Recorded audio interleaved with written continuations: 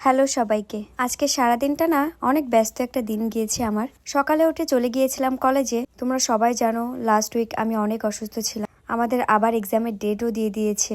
এখন তো একটু কলেজে যেতেই হবে। কলেজে ঢুকতেই দেখা হয়ে গেল আমার একটা ফ্রেন্ডের সাথে। ও না খুব মিষ্টি, ডাকলেই কাছে চলে আসে।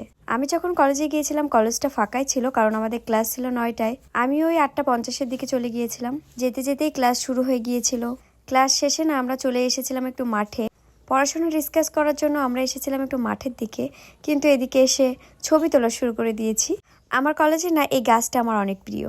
এখন না অনেক রোদ, কিন্তু ওয়েদারটা একটু ঠান্ডা ছিল, এই জন্য মাঠে এরকম টই টই করে ঘুরে বেড়াচ্ছিলাম আমরা দুই বান্ধবী। তারপর চলে গিয়েছিলাম আমার প্রিয় ফুলের কাছে।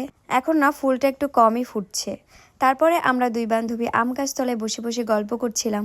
জানো, আমাদের কলেজের আম গাছে না একটাও আম নেই। পুরা কলেজ জুড়ে আমরা আম গাছগুলো খুঁজছিলাম, বাট একটা আমও পাইনি। কি আর করার, তাই দুই বান্ধবী আম গাছ তলায় বসে বসে গল্প করছিলাম। মাঝে মাঝে এরকম বসে গল্প করতে ভালোই লাগে। বান্ধবী না দূর থেকে দেখে আমাকে বলেছিল কৃষ্ণচূড়া পেরে দেবে, কিন্তু ওখানে গিয়ে আমরা আর কৃষ্ণচূড়া পারতে পারিনি। ওটা নিচেই ছিল, কিন্তু এখানে অনেক জঙ্গল ছিল, সাপের ভয়তে সে আর যায় নাই। পরে ও আমাকে একটা পাপড়ি দিয়েছে। এটা না আমাদের কলেজের সিক্রেট একটা রাস্তা, এই রাস্তা দিয়ে আমরা কখনো যাইনি। ফার্স্ট টাইম যাচ্ছিলাম, অ্যান্ড আম গাছের পোকাগুলো আমাদেরকে ওয়েলকাম জানাচ্ছিল। আর আমার কাশিটা না এখনো ঠিক হয়নি। দেন আমরা বেরোয় চলে গিয়েছিলাম একটু ঝালমুড়ি খেতে। এখান থেকে ঝালমুড়ি নিয়ে বান্ধবী চলে গিয়েছিল ওর বাসায়।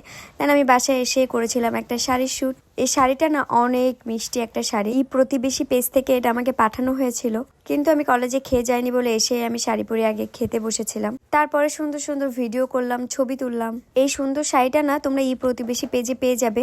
আমি অবশ্যই পেজটা উপরে মেনশন করে দিব। তারপর সন্ধ্যায় আমরা চলে গিয়েছিলাম একটু রেস্টুরেন্টে খেতে। অনেকদিন না বাইরে খাওয়া হয় না। বিশালেরও এক্সামের 1 সপ্তাহ মতো গ্যাপ ছিল, তাই বিশাল আর আমি চলে গিয়েছিলাম আমাদের দৌলতপুরের ইয়ামি ক্যাফেতে। এটা লোকেশনটা না দৌলতপুর হাঁসখামারের বিপরীতে। এখানকার খাবার আমার বরাবরই খুব পছন্দের। ওখান থেকে খাওয়া দাওয়া শেষ করে আমরা চলে এসেছিলাম বাসায়। এখানকার ডেকোরেটটা না অনেক সুন্দর, ছবি তোলার জন্য একটা পারফেক্ট প্লেস এটা। যাই হোক, এটাই ছিল ব্যস্ত দিনের একটা ভিডিও। কেমন লেগেছে জানাবে। ভিডিওটা ভালো লাগলে সবাই একটা লাইক করে দিও।